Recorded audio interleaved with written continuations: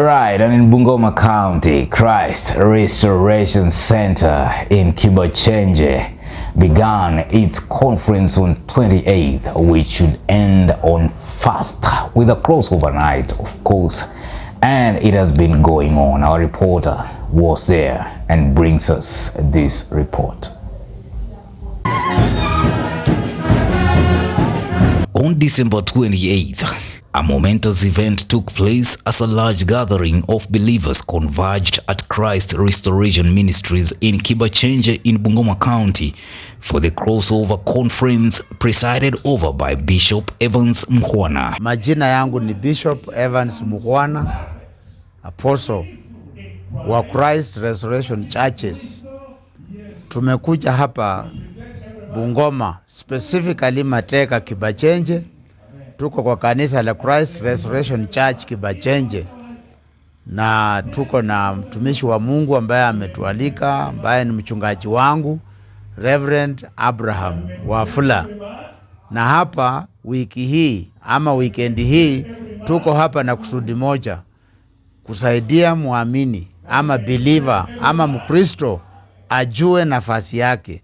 Tumekuja na conference ama kongamano ambayo somo lake kubwa ni kwamba spiritual alignment ama Mkristo kupata nafasi yake katika Mungu. The atmosphere was filled with anticipation and excitement as Bishop Evans welcomed the attendees to the meeting and assured them of great change coming as they approached the new year 2024. Wana wa Israeli walisumbuka sana. Nyumba ya Yuda ilisumbuka sana, ni kwa sababu inatolewa pale hapakuwa na mtu wa kufundisha, hapakuwa na kuhani ambaye angefundisha. Na halafu inataja wakati huo mambo mawili ikafanyika. Jirani hakuwa na amani na jirani mwenzake. Namba 2, hakukuwa na ajira, vibarua, kazi, vijana hawakuwa na kazi. Angalia, hiyo mambo ni ya kitambo na tunaiona sasa.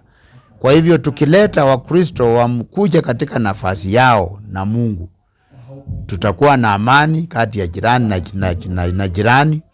Hizi ajira ambazo imekuwa ni shida sana katika nchi yetu itakuwa sio shida tena. Majina yangu naitwa Mary Mukhwana, mke wa Bishop Mukhwana, na niko hapa kwa sababu ya kualika kwa mkutano mkuu, mkutano wa Injili, mkutano wa Bwana. Mkutano huu umeandaliwa kwa ajili yako. Mkutano huu umeletwa hapa Bungoma kwa sababu ya wakaaji wa Bungoma, watu ambao wanakaa Mateka, watu ambao wanakaa hapa Kibachenje, majirani wote tunawaalika kwa mkutano huu, na mkutano huu uko hapa kwa ajili yako. In his opening address, Bishop Mukhwana called upon those who had not yet arrived to hasten before the end of the conference, which ends on 1st, emphasizing the importance of their presence. Kwa hivyo kuja kwa mafundisho, kuja tufundishe, maana Mungu ametuneemesha na tunaweza tukafundisha kitu moja tu ambayo itakusaidia utoke mahali pale umekwama na uendelee na kuenda pale mbele. Tuna ushuhuda tayari. Watu wameanza kutoa ushuhuda. Maana kitu tu ujue mapenzi ya Mungu. Mmoja ametoa ushuhuda leo, alifanya tu mapenzi ya Mungu. Mungu alimwambia fanya hivi na akafanya. Amepokea zawadi yake. Kuwakaribisheni wapendwa kuingia katika kongamano letu la mwaka la crossover.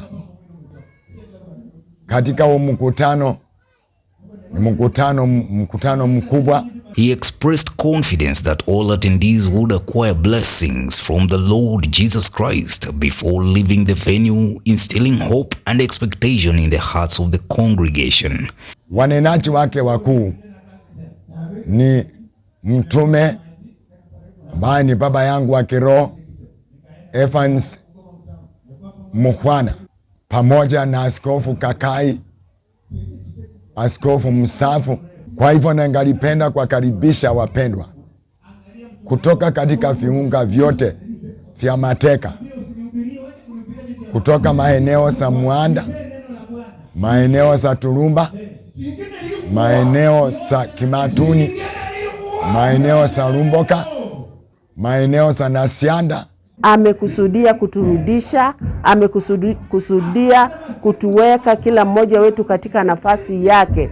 Kwa hivyo nakuomba wewe dada, na kuomba wewe ndugu, kwamba kuna nafasi yako katika Mungu, haijapotea. Wewe tu ndio umetoka, lakini nafasi yako iko.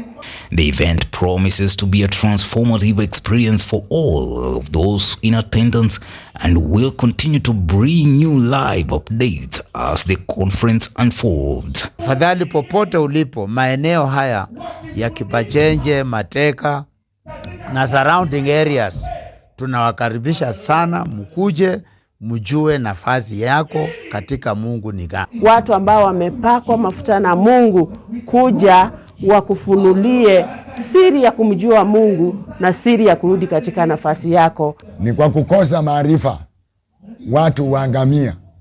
Ni watu wakipata maarifa, basi watu wataimarika na watatenda mapenzi ya Mungu. Mwaka utakuwa mzuri ukiwa na maarifa. Njoni wote, Mungu akawabariki. Maisha Prime.